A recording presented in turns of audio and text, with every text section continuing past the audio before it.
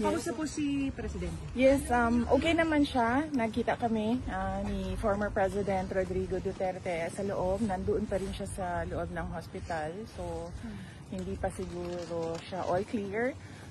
Base siguro sa assessments ng doctors niya. He's in very good spirits.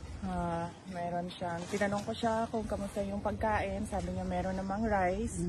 And then, tinanong ko siya kung paano yung ulam. Sabi niya, half-half daw. So, hindi ko alam kung ano ibig sabihin ng half-half. Hiniling ko about it. Half-half. Bisaya lang tayo, Bisaya. Oh. Dami Bisaya. So, yes. Regarding the his legal team and his decision na sabi ni Attorney Roque, he has to decide on. Has he made that decision? Very lang no, very general lang ang pwede ko i-discuss about the legal team and the legal strategies and kung anong mga ways forward legally.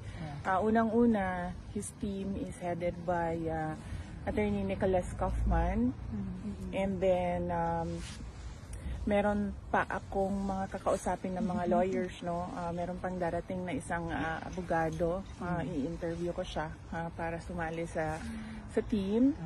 And then once maayos na yung team for ICC, magwi-withdraw si Attorney Medialdea kasi meron lang limited na mga slots for lawyers, and we want all the lawyers on board na merong ICC experience.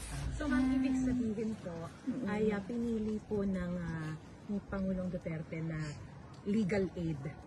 Kumbaga the court from the ICC For own money. for the Financial counsel. assistance. Kasi parang dalawa raw po yun. Either the court pays for the counsels or it's the Own money. president. Sa on that matter, no, it's best if you ask Nicholas Kaufman kung ano yung direction nila, since siya yung lawyer and si former President Rodrigo Duterte yung client. So I am just here to assist President Duterte sa pag-create ng legal team, kasi every time na pumapasok ako doon, pinapauwi na niya talaga ako. Yung pa rin na sinasabi. So, ma'am, ano pong sinabi niya sa kanya dahil pinapauwi na po kayo? Paulit-ulit kasi siya sinasabi niya na, what are you doing here? Umuwi ka na ng Pilipinas. So, ayun, inaayos ko lang yung legal team. Meron na akong i-interviewin na isa pang lawyer. Si Attorney Harry Roque po, hindi po kasama? So far, hindi siya kasama sa legal team, si Attorney Harry bakit Roque. po? So, dalawa pa lang po. Yung potential na kakausapin pa lang, if ever. Meron na kaming listahan, pero yung isa kasi darating siya dito. So, puro foreign po. Foreign po yun. Yes, oo. Ilan po?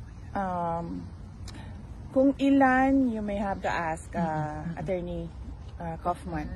Bakit po hindi kasama si Attorney Roque?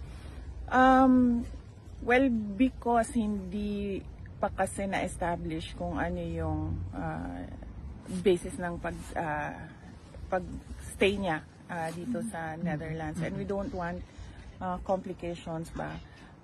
Gusto namin nakatutok talaga yung lawyers doon sa kaso. And right now, I heard applying for asylum. He publicly announced that already. No? So we want him to focus on his asylum. And then we want our lawyers to focus on the case. Yun po yung ginagamit yung basis din, no, to be able to get that asylum, sabi po niya. So he can defend the former president. Well, that is a matter that he has to discuss with former President Duterte. No? But right now, he's not nominated as a lawyer. Okay.